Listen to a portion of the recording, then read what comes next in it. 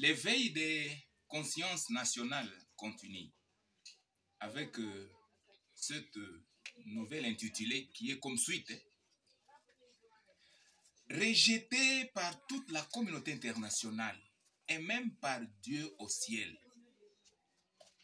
Quel est le sort final de Félix Tshisekedi l'an 2023 au Congo? Parce que Félix Tshisekedi, il est rejeté de part et d'autre, et même par Dieu. Regardez maintenant comment lui, Félix Tshisekedi, est aussi rejeté par Dieu au ciel. Comment va-t-il réussir au pays l'an 2023 avec ses ambitions? Nous rappelons tout d'abord à la mémoire du peuple congolais, dans son ensemble, ce qu'a été le sort final des 5 rois dans la Bible qui avaient des contentieux, des problèmes graves avec Dieu, l'Éternel des armées, comme lui, Félix Tshisekedi, au Congo-Kinshasa. Parce que dans la Bible, je veux devoir vous identifier les 5 rois qui avaient des problèmes sérieux avec Dieu. Comme lui, Félix Tshisekedi, en a aussi un problème très grave et très sérieux avec Dieu. Je commence à vous citer le premier roi, c'est Pharaon d'Égypte.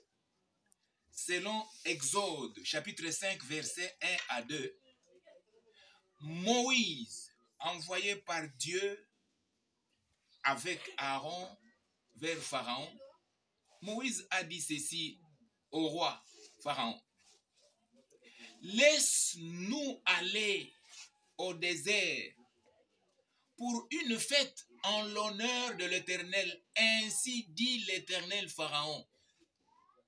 Pharaon, Dieu dit, laisse son peuple aller au désert pour une fête en l'honneur de l'Éternel au désert. Le peuple des dieux, Pharaon, laisse-le aller au désert. Écoutez, Pharaon, l'arrogant, il va dire, quoi? Qui est l'Éternel pour que je vous laisse aller au désert à son service? Moi, Pharaon, je ne connais pas l'Éternel. Donc, un roi a prétendu ne pas connaître l'Éternel. Mais dans Exode 14, lui, Pharaon, voyant comment son armée avait fait une noyade spectaculaire dans la mer Rouge, il a finalement connu et compris qui est Dieu l'Éternel. Mais au départ, à cause de son arrogance, son incrédulité, Pharaon a prétendu ne pas connaître qui est Dieu. Mais à la chute et défaite de toute son armée dans la mer Rouge, une noyade spectaculaire, il a maintenant compris que, Dieu, il est Dieu. Un deuxième roi, c'est lui le roi Saül d'Israël. Là, c'est dans 1 Samuel chapitre 15, versets 19 et 23 qui dit ceci. Pourquoi n'as-tu pas écouté la voix de l'Éternel?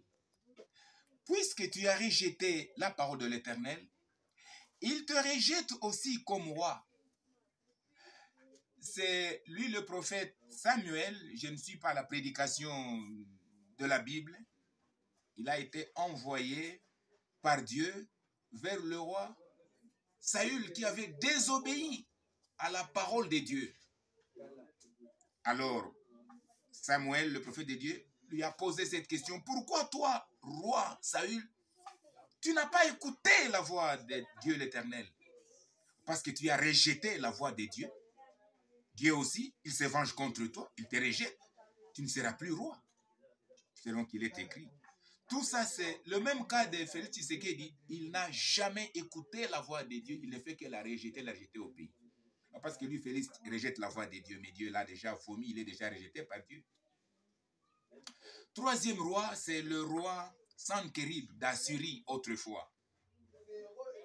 Écoutez comment ce roi-là avait blasphémé beaucoup contre Dieu au temps du roi Ézéchias de Juda. Cela est écrit dans Ésaïe chapitre 36, versets 4, 7, 14 à 16, verset 18 et verset 20, qui dit ceci. Je vous lis intégralement. Le blasphème du roi d'Assyrie contre Dieu. dites à Ézéchias, ainsi parle le grand roi, le roi d'Assyrie. Quelle est cette confiance sur laquelle tu t'appuies, toi, roi Ézéchias? Peut-être me diras-tu, c'est en l'Éternel notre Dieu que nous nous confions. Ainsi parle le roi, qu'Ézéchias ne vous abuse point, car il ne pourra pas vous délivrer. Qu'Ézéchias ne vous amène point à vous confier en l'Éternel, en disant, l'Éternel nous délivrera. Qu'Ézéchias ne vous séduise point en disant, l'Éternel nous délivrera. Écoutez, le plus grand blasphème de ce roi, Sanchérib, c'est à la parole qui dit, parmi tous les dieux de ces pays, quels sont ceux qui ont délivré leur pays de ma main, moi, Sanchérib, pour que l'Éternel délivre Jérusalem de ma main? C'est très grave. Écoutez maintenant la réplique de Dieu. Parce que Sanchérib, il a blasphémé contre Dieu. Il a semblé ne pas connaître qui est Dieu. Et il a défié le roi Ézéchias de se confier en lui, le roi Sanchérib, de signer un accord de paix avec lui. Maintenant, Dieu va répliquer. C'est par la bouche de son prophète Ésaïe. Dans Ésaïe chapitre 37, versets 26 à 29, qui dit ceci. Écoutez maintenant la réplique de Dieu contre un roi blasphémateur du type de Félix Tshisekedi. N'as-tu pas appris que j'ai préparé ces choses de loin, toi, Sanchérib? N'as-tu pas appris que moi, Dieu l'Éternel, j'ai préparé ces choses de loin et que je les ai résolues dès les temps anciens? Moi, l'Éternel, j'ai préparé toutes ces choses de loin et je les ai résolues dès les temps anciens. Toi, roi Sanchérib, ne l'as-tu pas appris? Maintenant, j'ai permis qu'elles s'accomplissent et que tu réduisisses des villes fortes en monceaux de ruines. Leurs habitants sont impuissants, épouvantés et confus. Mais moi, l'Éternel, je sais quand tu t'assis, quand tu sors et quand tu entres. Et quand tu es furieux contre moi, parce que tu es furieux contre moi, et que ton arrogance est montée à mes oreilles, je mettrai ma boucle à tes narines et mon morse entre tes lèvres, et je te ferai retourner par le chemin par lequel tu es venu. Lui, le roi Sanchérib, il était frappé lors d'une guerre et il était mort. Son arrogance par terre. Cette arrogance, elle est pareille à celle de Louis-Paul Kagame. Parce que quand Dieu permet qu'un roi soit puissant et qu'il fasse la guerre contre d'autres peuples et qu'il remporte la bataille, alors le roi risque de s'auto-élever et se prendre pour Dieu.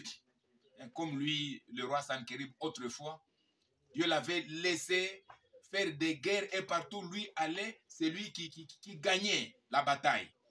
Alors il se prenait maintenant pour Dieu, plus que même Dieu. C'est comme Paul Kagame, appelé aujourd'hui Tutsi Power International. Donc, il a fait ce qu'il a fait pour abattre Habyarimana du Rwanda. Il dit, c'est moi, Paul Kagame, un président puissant. Il a fait ce qu'il a fait avec sa communauté internationale pour abattre Laurent Désiré Kabila. Il continue à tout faire pour chercher aussi à abattre Félix Tshisekedi parce qu'il s'est dit, c'est moi, c'est moi, c'est moi. Lui aussi, Kagame saura qui est Dieu au Congo. Nous sommes maintenant au 4e roi. C'est lui, le roi Hérode, le Romain, à Jérusalem. Il n'a pas lui aussi connu qui est Dieu. Élevé par le peuple et proclamé Dieu lors de son meeting populaire dans Actes 12, 20 à 23, la Bible dit au verset 23, Au même instant, un ange du Seigneur le frappa parce qu'il n'avait pas donné gloire à Dieu. Et il expira, rongé des vers. C'est le cas de Félix, qui confisque la gloire de Dieu au pays. Donc lui, le roi Hérode, autrefois, il haranguait publiquement. Et quand le peuple écoutait sa voix, le peuple va dire, ça, ce n'est pas la voix d'un homme, ça, c'est la voix de Dieu. Donc le peuple va plébisciter un homme Dieu. Or, toute la gloire n'est réservée qu'à Dieu. C'est comme lui, Félix Tshisekedi, il confisque la gloire de Dieu au Congo en se disant serviteur de Dieu aux chrétiens. Mais Félix a un grand problème, comme Hérode autrefois, de confisquer la gloire de Dieu. Le 5e roi, qui est le dernier dans la Bible, c'est le roi Amathia de Juda, selon qu'il est écrit dans 2 Chroniques, chapitre 25, verset 14 jusqu'à 16, verset 20 et verset 27, qui dit ceci. Je vous lis intégralement comment le roi Amathia, autrefois, avait des contentieux avec Dieu l'Éternel, comme lui, Félix Tshisekedi, aujourd'hui au Congo.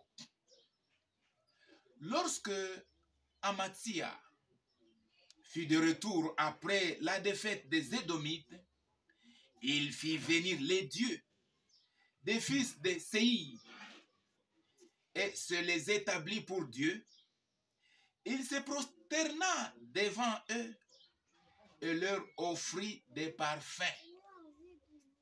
Tout ça, c'est en violation de la loi de Dieu, Exode 20, qui interdisait à tout le peuple de vénérer les idoles, les statues. Mais lui, le roi, il va se prosterner devant les dieux des Édomites. Alors la colère de l'Éternel s'enflamma contre le roi Amathia. Et il envoya vers lui un prophète qui lui disait ceci. Écoutez, pourquoi as-tu cherché les dieux de ce peuple quand ils n'ont pu délivrer le peuple de ta main? Pourquoi toi, roi Amathia, tu cherches les dieux de ce peuple alors que les dieux de ce peuple n'ont pas délivré le peuple de ta main, toi?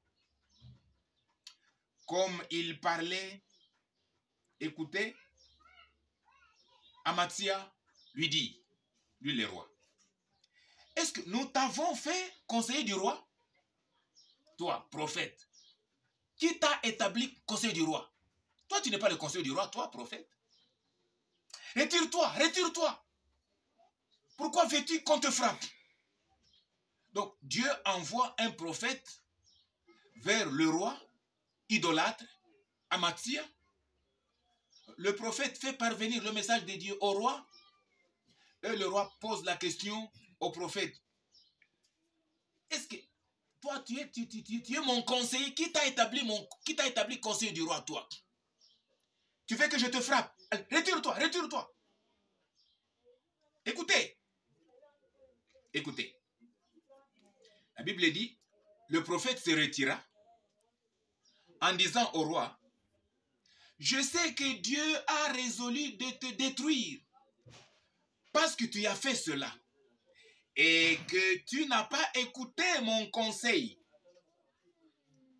Amathia ne l'écouta pas, car Dieu avait résolu de les livrer entre les mains de l'ennemi, parce qu'il avait cherché les dieux d'Édom. Et depuis lors, Amathia se fut détourné de l'Éternel. Et quand lui, Amathia, se fut détourné de l'Éternel, il se forma contre lui une conspiration à Jérusalem. Il s'enfuit à Lachis. Mais on le poursuivit à Lachis, où on le fit mourir. En sort final de rejet de l'Éternel, de se détourner de l'Éternel et de se tourner vers les dieux minuscules des Édomites, les païens. C'est le cas aujourd'hui de Félix Tshisekedi, actuellement au Congo.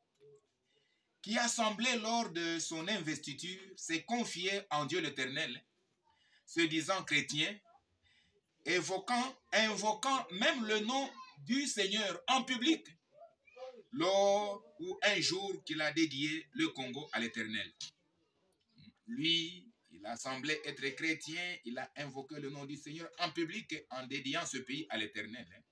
Voilà ce qu'il a semblé être un enfant de Dieu. Mais finalement, lui, Tshisekedi, il s'est détourné de Dieu l'Éternel. Il s'est tourné définitivement alors vers les dieux Baal. Donc, il tourne définitivement son cœur vers les dieux étrangers, les dieux occultes ténébreux de la maison, francs-maçons et autres divinités. Et ça, c'est très grave. C'est connu de tous que Tshisekedi n'a plus confiance en Jésus-Christ. Il a maintenant confiance en des sciences, en des pratiques occultes ténébreuses, des francs-maçons et autres. Bon, c'est la faute de Tshisekedi, oui, mais aussi la faute de ses pasteurs, hein? La faute de ses prophètes, hein? Ce sont les prophètes du pain du ventre, hein? Et la faute aussi de ses conseils spirituels, parce que lui, Tshisekedi, il est en crise des pasteurs, parce qu'un vrai pasteur devrait prévenir Tshisekedi. Écoute, Tshisekedi, comme tu t'es confié en Jésus-Christ, donne gloire à Jésus.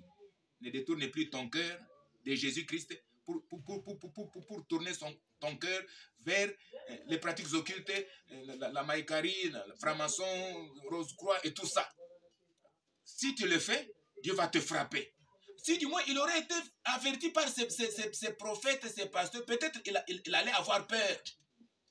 Mais pour n'avoir pas été averti par ses prophètes, ses pasteurs, et même ses conseils spirituels, il se lance totalement vers les dieux occultes, là où il est aujourd'hui, en irritation de l'Éternel.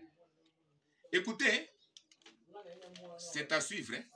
Je vous donne là maintenant les quelques preuves de comment, autant de rois, 5 rois avaient des contentieux avec Dieu. Et quel a été leur sort final. Tous ceux qui avaient des problèmes avec Dieu, ils ont bien commencé, mais ils ont mal terminé leur royauté. De même, Tshisekedi, pour avoir peut-être bien commencé, mais parce qu'il a détourné son cœur des dieux l'Éternel et tourné son cœur maintenant vers les pratiques occultes, Tshisekedi finit mal. Il est rejeté par tout le monde et même par Dieu. Dieu a rejeté Tshisekedi parce que Tshisekedi a rejeté Dieu. Il n'a plus confiance en Dieu si ce n'est qu'en des sciences occultes. C'est à suivre. Hein? En éveil et plus de conscience nationale. Tshisekedi, il a un problème avec Dieu au Congo.